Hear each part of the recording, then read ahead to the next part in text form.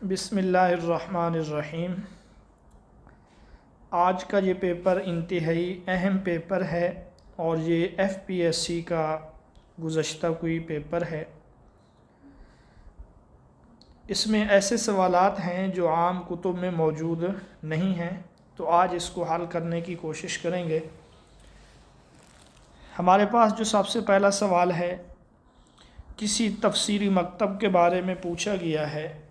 फ़र्ज़ करें अगर सवाल हो मदीना के तफसीरी मकतब किस सहाबी के तुफ़ैल क़ायम हुआ, तो इसका जवाब है हज़रत उबई बिन काब रज़ी अल्लाह तआला अन्हु। और अगर सवाल है मक्का का तफसीरी मकतब किस सहाबी के तुफ़ैल क़ायम हुआ, तो तब जवाब होगा हज़रत अब्दुल्लाह बिन अब्बास रज़ी अल्लाह तआला अन्हु। और अगर सवाल हो कूफ़ा का तफसीरी मकतब, तो फिर जवाब होगा इनमें से कोई नहीं, क्योंकि फिर दुरुस्त जवाब है हज़रत अब्दुल्लाह बिन मसऊद रज़ी अल्लाह तआला अन्हु। इसके बाद अगला सवाल है, अल्लामा जलालुद्दीन सुयूती के नज़दीक मनसूख आयात की तादाद कितनी है, तो इसका दुरुस्त जवाब है 19। मैं पहले भी बता चुका हूँ, जो दुरुस्त और राजे है वो 19 है, अगरचे बाज़ कुतुब में 20 का भी मिल जाता है। तो मेरे नज़दीक तो 19 इसका दुरुस्त जवाब है, बाकी आप ख़ुद फ़ैसला कर सकते हैं। अगला सवाल ये है, क़िराअत मुतवातिरा की कितनी शराइत हैं, तो 3 शराइत हैं। कुरान मजीद की तिलावत और पढ़ने को क़िराअत कहा जाता है और इसकी 3 किस्में हैं। क़िराअत की 3 किस्में हैं। एक तो यही है मुतवातिरा, और दूसरी है क़िराअत मशहूरा, और तीसरी जो है वो क़िराअत शाज़ा है। अब यहाँ जो 3 शराइत हैं ज़रा उनको देख लेते हैं, वो शराइत क्या है।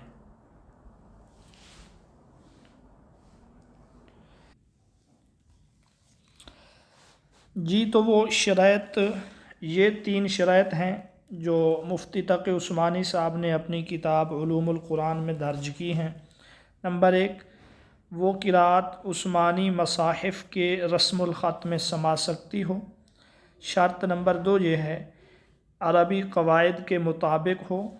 और तीसरी शर्त ये है आप सल्लल्लाहु अलैहि वसल्लम से उसका पढ़ना मुतवातिर तरीके से साबित हो या कम अज़ कम मशहूर तरीके से साबित हो। तो क़िराअत मुतवातिरा के लिए ये 3 शराइत हैं।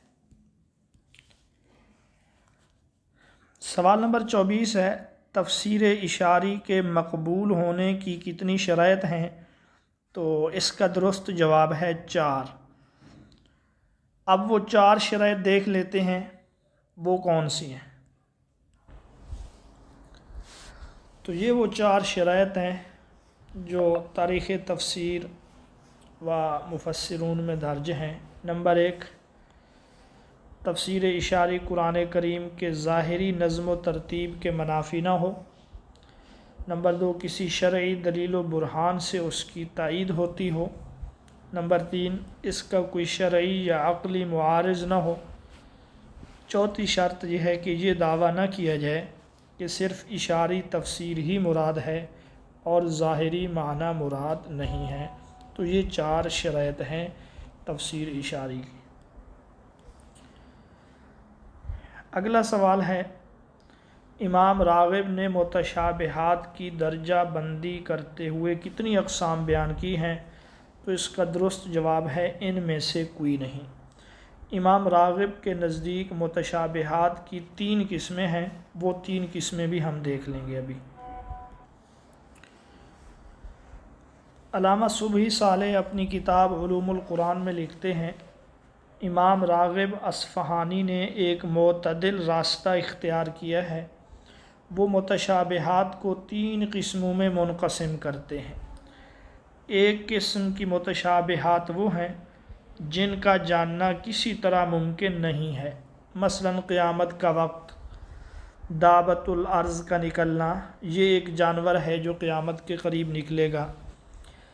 एक किस्म वो है جس سے آگاہ ہونے کے لیے انسان کے پاس وسائل موجود ہیں۔ مثلا الفاظ غریبہ، جو غریب الفاظ ہیں ایک لحاظ سے یہ بھی متشابہ ہیں، لیکن انسان کے پاس وسائل موجود ہیں، وہ ان کو جان سکتا ہے۔ تیسری قسم وہ ہے جو دونوں کے درمیان ہے۔ اس سے بعض علماء راسخین یعنی پختہ علماء جو ہیں واقف ہوتے ہیں، اور دوسرے لوگ اس کی حقیقت تک رسائی حاصل نہیں کر سکتے۔ تو یہ تین قسمیں ہیں امام راغب اصفہانی رحمۃ اللہ علیہ کے نزدیک متشابہات کی۔ تشبیہ کے ارکان کی تعداد کتنی ہے؟ تو تشبیہ کے ارکان کی تعداد عربی زبان میں 4 ہے۔ ان میں سے ایک جو ہے وہ مشبہ بھی ہے، ایک مشبہ ہے، ایک وجہ شبہ ہے، اور ایک ادات تشبیہ ہے، یعنی جس کو تشبیہ دی جا رہی ہے، جس کے ساتھ دی جا رہی ہے، جو وجہ تشبیہ ہے، جن حروف کے ساتھ تشبیہ دی جا رہی ہے۔ اگلا سوال ہے جن صحابہ سے بکثرت تفسیری اقوال منقول ہیں ان کی تعداد کتنی ہے؟ تو ان کی تعداد 4 ہے۔ ان میں پہلے نمبر پر حضرت عبداللہ بن عباس ہیں، دوسرے نمبر پہ حضرت عبداللہ بن مسعود ہیں، تیسرے نمبر پہ حضرت علی ہیں، اور چوتھے نمبر پہ حضرت ابی بن کعب رضی اللہ تعالیٰ عنہ ہیں۔ یہ بات الاتقان فی علوم القرآن میں درج ہے۔ انہوں نے 10 صحابہ کا تذکرہ کیا کہ تفسیر کے حوالے سے یہ معروف ہیں، پھر ان میں سے 4 جو ہیں وہ زیادہ ممتاز ہیں جن سے بکثرت تفسیری اقوال منقول ہیں۔ اگلا سوال ہے مجاز لغوی کی کتنی قسمیں ہیں؟ تو جو مجاز لغوی ہے یعنی جہاں تعلق جو ہے بطور لغت کے ہو، مجاز لغوی کی 2 قسمیں ہیں۔ ایک کو کہتے ہیں مجاز مفرد اور دوسری کو کہتے ہیں مجاز مرکب۔ پھر ہر ایک کی آگے مزید قسمیں ہیں، مثلا استعارہ ہے، مجاز مرسل ہے، استعارہ تمثیلی یا وغیرہ۔ تو بہرحال اس کا درست جواب یہ ہے مجاز لغوی کی 2 قسمیں ہیں۔ زید بن اسلم کس معروف طبقہ تفسیر سے تعلق رکھتے تھے؟ تو یہ مدینہ کے تفسیری مکتب سے تعلق رکھتے تھے، حضرت ابی بن کعب رضی اللہ تعالیٰ عنہ کے شاگرد تھے۔ فضائل القرآن یہ ایک کتاب کا نام ہے، کس کی تصنیف ہے؟ تو اس کا جواب ہے حافظ ابن کثیر رحمۃ اللہ علیہ۔ احکام القرآن از امام ابو بکر جساس کس فقہی رجحان کی تفسیر ہے؟ احکام القرآن فقہ حنفی کی تفسیر ہے، امام جساس فقہ حنفی سے تعلق رکھتے تھے۔ الجامع لاحکام القرآن للقرطبی کا شمار کس قسم کی تفاسیر میں ہوتا ہے؟ تو اس کا ایک جواب تو ہے ان میں سے کوئی نہیں۔ جو زیادہ مشہور ہے نا تو وہ ہے تفسیر فقہی، کیونکہ اوپر آپ دیکھ رہے ہیں احکام القرآن میں انہوں نے فقہی رجحان کو پوچھا ہے، تو یہاں پر بھی بظاہر یہی پوچھ رہے ہیں کہ وہ کس فقہ سے تعلق رکھنے والی تفسیر ہے، تو اس لحاظ سے اس کا جواب بنے گا ان میں سے کوئی نہیں۔ اور اگر یہ درست نہ ہو تو پھر دوسرا جواب وہ ہے تفسیر بالرائے۔ میرے خیال سے اس کا درست جواب ان میں سے کوئی نہیں ہے، کیونکہ الجامع لاحکام القرآن کی زیادہ وجہ شہرت وہ فقہی تفسیر کے لحاظ سے ہے۔ ترجمان القرآن کس مشہور صحابی کا لقب ہے؟ تو اس کا یہاں درست جواب ہے ان میں سے کوئی نہیں، کیونکہ یہ عبداللہ بن عباس رضی اللہ تعالیٰ عنہ کا لقب ہے۔ سوال 34 ہے دی میسج آف قرآن کس محقق کی علمی کاوش ہے؟ تو علامہ محمد اسد، یہ ایک مستشرق تھے، پہلے یہودی تھے پھر بعد میں اسلام قبول کیا انہوں نے۔ اصحاب الاخدود سے کیا مراد ہے؟ تو اس کا معنی ہے خندق والے۔ قرآن مجید کی سورۃ البروج میں ان کا واقعہ مذکور ہوا۔ ایک بادشاہ تھا جس کا نام تھا ذو نواس، اس بادشاہ کے زمانے میں یہ واقعہ پیش آیا۔ حقیقت توحید و سنت یہ ایک کتاب کا نام ہے، اس کے مصنف کون ہیں؟ تو اس کے مصنف مولانا گوہر رحمان ہیں۔ مشارق الانوار کے مؤلف کون ہیں؟ قاضی ایاز رحمۃ اللہ علیہ کی یہ کتاب ہے۔ سریہ نخلا میں مسلمان دستے کی قیادت کس نے کی؟ تو عبداللہ بن حبش غالباً لکھا ہے، یہ عبداللہ بن جحش لکھ رہے تھے، ممکن ہے عبداللہ بن جحش رضی اللہ تعالیٰ عنہ ہو، تو یہی اس کے امیر تھے۔ نجاشی شاہ حبش کے نام لکھا گیا خط کس کے ذریعے روانہ کیا گیا؟ تو یہاں کیا لکھا ہے؟ ویسے اس کا درست جواب ہے عمرو بن امیہ زمری رضی اللہ تعالی عنہ۔ آگے کچھ سوالات مٹے ہوئے ہیں، دیکھیں گے ان کو۔ مثلا سوال ہے حلف الفضول کے سلسلے میں لوگ کس کے گھر میں جمع ہوئے تھے؟ تو اس کا جواب ہے عبداللہ بن جدعان، عبداللہ بن جدعان کے گھر میں جمع ہوئے۔ دوسرا سوال جو حلف الفضول کے حوالے سے اہم ہے کہ یہ کس کی تحریک پہ ہوا؟ تو اس کا جواب حضرت زبیر بن عبد المطلب رسول اللہ کے ایک چچا تھے۔ تیسرا سوال جو اس حوالے سے اہم ہے وہ ہے رسول اللہ کی عمر مبارک اس وقت 20 سال تھی، اور رسول اللہ سب سے پہلے اسی اس میں شریک ہوئے تھے، معاہدے میں سب سے پہلے۔ اگلا سوال ہے سیرت رسول عربی، یہ ایک کتاب کا نام ہے، اس کے مصنف کون ہیں؟ تو درست جواب ہے ان میں سے کوئی نہیں، کیونکہ اس کے مصنف ہیں علامہ نور بخش توکلی۔ لقطہ سے کیا مراد ہے؟ یہ سوال ہے لقطہ، زیادہ دولت، کم دولت، لا وارث دولت، تو اس کا جواب ہوگا لا وارث دولت۔ لقطہ کی تعریف یہ ہے کہ وہ مال، وہ گری پڑی چیز جس کا مالک معلوم نہ ہو۔ حضور صلی اللہ علیہ وسلم نے کس مشہور عرب پہلوان کو کشتی میں بچھاڑا تھا؟ تو اس کا جواب ہے رکانہ۔ ویسے ایک اور بھی تھا، یہاں اس کا جواب رکانہ بنے گا۔ حضور صلی اللہ علیہ وسلم نے کس مشہور قبیلے کے لیے دعا کی تھی؟ بنو اسد، دوس، بنو تمیم، تو درست جواب ہے دوس۔ یہ جو ہے عمرو بن طفیل دوسی رضی اللہ تعالی عنہ کا قبیلہ ہے۔ حضرت عمرو بن بلکہ طفیل بن عمرو، یہ حضرت طفیل بن عمرو دوسی رضی اللہ تعالیٰ عنہ جو ہیں ان کا یہ قبیلہ ہے، تو ان کا لقب جو ہے وہ ہے ذوالنور، ایک نور والا۔ رسول اللہ نے ان کے قبیلے کے لیے دعا فرمائی کہ اے اللہ دوس کو ہدایت دے۔ سمندری پیداوار پر سب سے پہلے ٹیکس وصول کرنے کا سلسلہ کس کے دور میں شروع ہوا؟ تو اس کا جواب ہے حضرت عمر فاروق رضی اللہ تعالی عنہ۔ نہضت العلماء نامی اسلامی تحریک کا تعلق، یہ ایک تحریک نہضت العلماء، اور اس کا جو تعلق ہے جس ملک سے وہ انڈونیشیا ہے،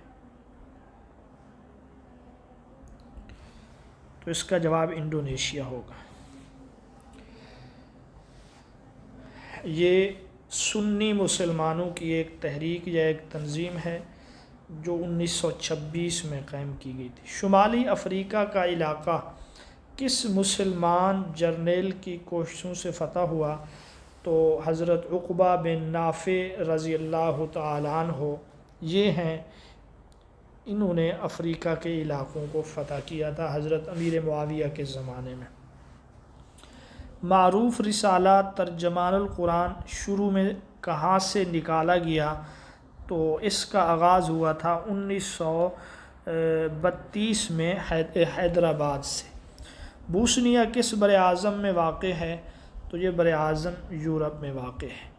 تریپیٹاکا کس مفکر کی کتابیں بیان کی جاتی ہیں؟ گوتم بدھ کی، یہ 3 کتابیں ہیں، تریپیٹاکا ان کو کہا جاتا ہے۔ کنشک نامی بادشاہ نے کس مذہب کی تعلیمات کو فروغ دیا تھا؟ تو یہ بھی بدھ مت ہے۔ تو آپ دیکھیں کہ بعض اوقات 2 سوال جو ہے نا ایک ہی مذہب سے دے دیے جاتے ہیں، اب دونوں سوال بدھ مذہب سے دیے گئے ہیں، ایک بانی کے بارے میں ہے اور ایک اس مذہب کے بارے میں ہے۔ فرانس میں کس معروف مسلم محقق نے عظیم علمی اور تحقیقی خدمات سر انجام دی ہیں؟ تو یہ ڈاکٹر حمید اللہ رحمۃ اللہ علیہ ہیں۔ طبقات نگاری پر پہلی کتاب کس کی شمار کی جاتی ہے؟ تو اس کا جواب ہے ان میں سے کوئی نہیں، کیونکہ طبقات پر جو پہلی کتاب ہے وہ ابن سعد رحمۃ اللہ علیہ کی ہے، طبقات ابن سعد۔ غزوہ احد میں مسلمان لشکر کو کتنے حصوں میں تقسیم کیا گیا؟ تو اس کا جواب ہے 3۔ یہ الرحیق المختوم میں بھی درج ہے، آپ دیکھ سکتے ہیں۔ ایک لشکر کا حصہ مہاجرین اور انصار کو پھر 2 حصوں میں تقسیم کیا گیا۔ انصار کا ایک حصہ جو تھا وہ اوس کے پاس تھا، جبکہ انصار کا دوسرا حصہ رسول اللہ نے خزرج کو۔ تو مہاجرین کے دستے کے علم بردار یا پورے لشکر کے اگر ہم علم بردار کہیں تو وہ حضرت مصعب بن عمیر رضی اللہ تعالیٰ عنہ تھے۔ اوس کے جو علم بردار تھے وہ حضرت اسید بن حضیر تھے، جبکہ خزرج کے علم بردار حضرت حباب بن منذر رضی اللہ تعالیٰ عنہ تھے۔ اگلا سوال ہے ضرائب سے کیا مراد ہے؟ سزا دینا، قانون سازی یا ہنگامی ٹیکس؟ تو ضرائب ہنگامی ٹیکس کو کہا جاتا ہے۔ تلمود کس مذہب کی کتاب ہے؟ جواب ہے یہودیت۔ علم الفرائض سے کیا مراد ہے؟ وراثت کا علم، اس کو علم الفرائض کہا جاتا ہے، نصف علم بھی کہا گیا ہے۔ قم کس ملک کا مشہور مذہبی شہر ہے؟ تو اس کا جواب ہے ایران۔ ایران میں اہل تشیع کا یہ ایک مشہور شہر ہے قم۔ آدم ثانی کس کا لقب ہے؟ حضرت نوح علیہ السلام کا لقب ہے، بالکل واضح ہے، کیونکہ آپ سے پھر آگے نسل انسانی چلی ہے طوفان نوح کے بعد، آپ کو شیخ الانبیاء بھی کہا جاتا ہے۔ اگلا سوال جو ہے وہ ہے صوفی بزرگ شیخ بہاؤالدین زکریا ملتانی رحمۃ اللہ علیہ کس سلسلہ تصوف سے وابستہ تھے؟ جواب ہے ان میں سے کوئی نہیں، کیونکہ آپ سلسلہ سہروردیہ سے منسلک تھے۔ علامہ ابن تیمیہ نے کس فقہ کو نئے تصورات سے مالا مال کیا؟ تو وہ فقہ حنبلی ہے، کیونکہ علامہ ابن تیمیہ رحمۃ اللہ علیہ فقہ حنبلی سے تعلق رکھتے تھے۔ الجبرا کا موجد، یہ سائنس سے سوال لیا گیا ہے، تو اس کے موجد جو ہیں وہ خوارزمی ہیں۔ اگلا سوال ہے کہ ابن حیثم کا شمار کس میں ہوتا تھا؟ تو یہ ماہر بصریات تھے، آپ کی کتاب کا نام ہے کتاب المناظر۔ ملا جامی کے نام سے مشہور تھے، تو اس کا جواب ہے شیخ عبد الرحمن بن احمد جامی رحمۃ اللہ علیہ، یہ جو ہے آپ کا نام ہے، اور آپ کی جو تاریخ وفات ہے وہ ہے 1492 عیسوی۔ یہ جو 1492 عیسوی ہے یہ سقوط اندلس کا سال بھی ہے۔ وہ علم جس سے نثر لکھنے، مضمون نگاری کا سلیقہ پیدا ہو اسے علم الانشاء کہتے ہیں۔ حکم شرعی کی کتنی قسمیں ہیں؟ حکم شرعی کی 2 قسمیں ہیں، ایک قسم کا نام ہے تکلیفی اور دوسری قسم کا نام ہے حکم وضعی۔ تکلیفی کی پھر جمہور کے نزدیک 5، احناف کے نزدیک 7 قسمیں ہیں، اور وضعی کی پھر 3 قسمیں ہیں، سبب، شرط اور مانع۔ اشتراکی نظریہ کو عملی شکل کس نے دی؟ تو آپشن سی لینن اس کا درست جواب ہے۔ اس نے 1917 میں اس کو عملی شکل دی تھی روس میں، لیکن کچھ عرصہ بعد یہ بھی ناکام ہوئے اور یہ نظریہ بھی ناکام ہوا۔ دوحہ کس اسلامی ملک کا دارالخلافہ ہے؟ تو اس کا جواب ہے ان میں سے کوئی نہیں، اس کا درست جواب ہے قطر۔ قطر کا دارالحکومت ہے دوحہ، اور حماس کے شہید ہونے والے سربراہ اسماعیل ہنیہ یہ بھی وہیں پر مدفون ہیں۔ انسانیت کی تعمیر نو اور اسلام کے مصنف، اس کے مصنف جو ہیں عبد الحمید صدیقی ہیں۔ آخری سوال ہے جوزف شاخت کی تحقیق کا اصل میدان کیا ہے؟ تو اس کا جواب ہے ان میں سے کوئی نہیں، کیونکہ آپ کی تحقیق کا اصل میدان فقہ اسلامی ہے، اور فقہ اسلامی میں جو آپ نے کتاب لکھی ہے وہ مستند مرجع اور مصدر کی حیثیت رکھتی ہے، اگرچہ آپ کا کام حدیث میں بھی ہے، لیکن حدیث کے سلسلے میں وہ کام اس قدر قابل اعتماد نہیں ہے۔ ان کی تحقیق کا اصل میدان وہ فقہ اسلامی ہے۔ تو یہ کچھ سوالات تھے، آپ سے گزارش ہے کہ اپنے دوستوں سے بھی اسی شیئر کریں۔